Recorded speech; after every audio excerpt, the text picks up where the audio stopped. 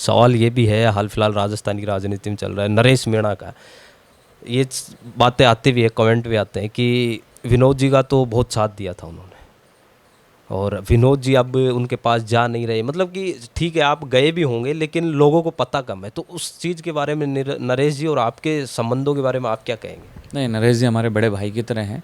राजस्थान विश्वविद्यालय की राजनीति से निकल के गए हैं और अच्छे व्यक्ति हैं।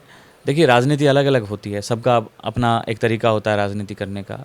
जब मैं विश्वविद्यालय में चुनाव लड़ा तो उस समय नरेश जी ने मेरी मदद करी, क्योंकि हम लोग चाहते थे कि भाई यहाँ हर वर्ग के व्यक्ति को जो है प्रतिनिधित्व मिले।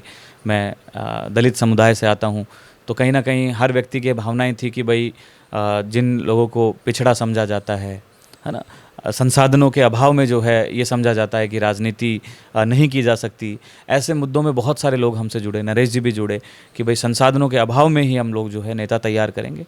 और मैं तो धन्यवाद देता हूं उनको हमेशा से कि भाई उन्होंने मेरी मदद करी, और जब भी ज़रूरत पड़ेगी हम नरेश जी के साथ में खड़े हैं, मुद्दों की राजनीति में हम साथ में खड़े हैं। आज देश के नौजवानों के हित की कहीं बात आएगी, हम उनके साथ में खड़े हैं।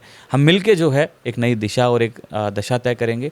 बाकी देखिए, अपनी उनकी पॉलिटिक्स है, अपना उनका स्टाइल है काम करने का, वो करते हैं। बाकी पार्टी की अपनी सीमाएं होती हैं, सीमाएं लांघ के ना मैं काम कर सकता हूं ना कोई अन्य नेता काम कर सकते हैं।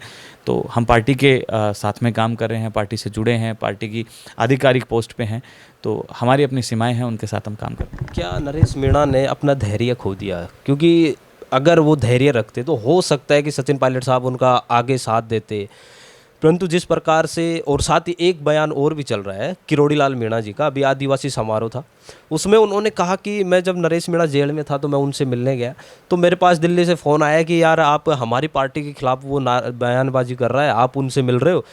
परंतु मैंने उनको डायरेक्ट ये कह दिया कि मैं तो सिर्फ मिलने ही गया था, आप तो उसको पीछे से चुनाव लड़वा रहे थे। तो क्या उनको चुनाव लड़वाने में बीजेपी है? अब देखिए किरोड़ी लाल मीणा का बयान है, ये मेरा नहीं है। मैं आपको बता दूं, मेरा काम है छात्र संघ चुनाव पे लड़ाई लड़ना, छात्र हितों पे लड़ाई लड़ना। मेरे को एनएसयूआई की जिम्मेदारी मिली हुई है और एनएसयूआई का काम है सड़कों पे मुद्दे उठाना, नौजवानों के मुद्दे उठाना। ये राजस्थान की राजनीति का हिस्सा है। मैं इस पे कोई बयानबाजी नहीं करना चाहूँगा। भाई ये बड़ी राजनीति का हिस्सा है, मेरी इतनी समझ भी नहीं है कि मैं इतने बड़े नेताओं पे टिप्पणी करूं कि उनका क्या, वो उनका स्व विवेक है, वो पार्टी की विचारधाराएँ हैं, क्या है क्या नहीं।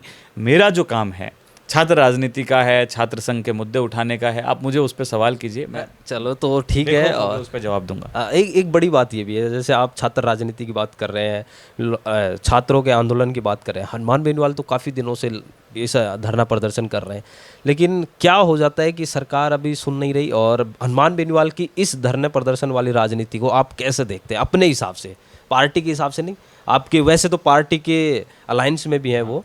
देखिए, हनुमान बेनीवाल जी राजस्थान यूनिवर्सिटी के अध्यक्ष रहे हैं, वो भी लंबा स्ट्रगल करके यहाँ तक पहुँचे हैं और हमारे इंडिया अलायंस का हिस्सा भी हैं।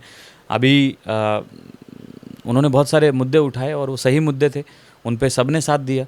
देखिए, नेताओं को तो काम है विपक्ष में मुद्दे उठाना, सरकार में भी अपने छात्रों के लिए, नौजवानों के लिए लड़ाई लड़ना, क्योंकि हम लोग आंदोलनों से नेता बन के गए हैं, वो लोग छात्र संघ से नेता बन के गए हैं। तो उनका पहला ध्येय यही होता है कि कैसे जो है युवाओं का भला किया जाए, कैसे जो है शोषित, पीड़ित, वंचित लोगों को जो है मुख्य धारा से जोड़ने का काम किया जाए।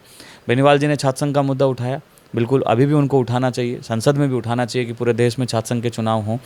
एसआई भर्ती का उन्होंने मामला उठाया, बहुत सारे ऐसे मुद्दे उठाए, लेकिन सरकार तानाशाह है, वो डरती है। मैंने पहले ही कहा कि सरकार तानाशाह है, वो डरती है कि ऐसे नौजवान अगर एक स्वर में बोलने लगेंगे तो सरकार जो है हिल जाएगी, और सरकार हिली हुई है। सरकार कौन चला रहा है किसी को कोई पता नहीं है, सरकार की क्या व्यवस्थाएं हैं किसी को पता नहीं है।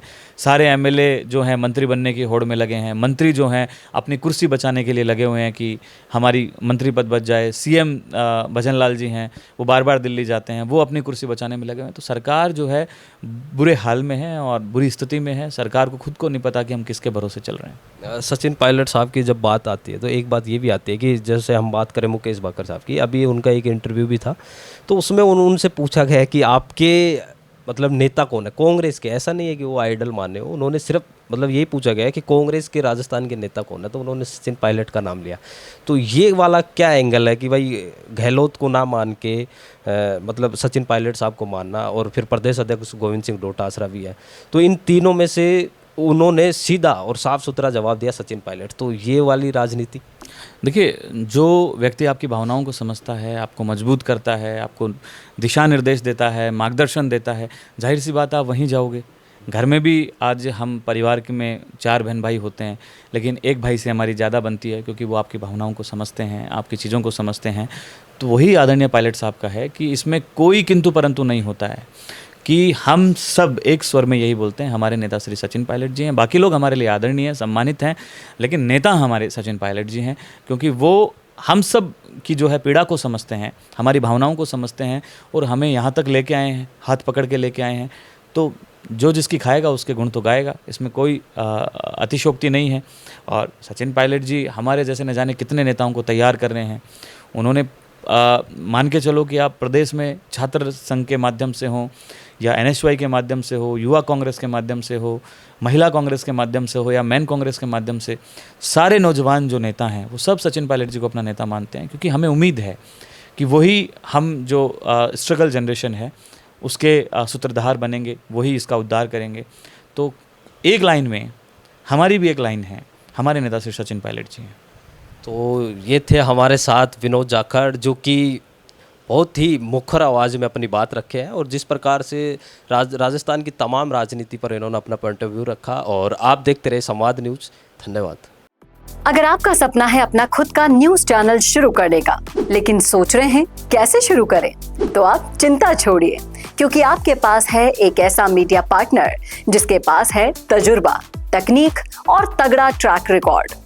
हमारे पास है एक दमदार न्यूज़ यूट्यूब चैनल, 4.5 लाख से ज्यादा सब्सक्राइबर्स और 8 करोड़ से भी ज्यादा व्यूज और 15 से 20 साल का न्यूज प्रोडक्शन एक्सपीरियंस। तो आपको चाहिए अपना न्यूज प्लेटफॉर्म, तो मिशी मीडिया सॉल्यूशंस के साथ जुड़िए, जहां मिलेंगे आपको best reporters, high quality camera shoot and edited videos, professional news setup और पॉडकास्ट सेटअप। और हाँ, आपकी पहचान अब पूरे देश तक पहुंचेगी।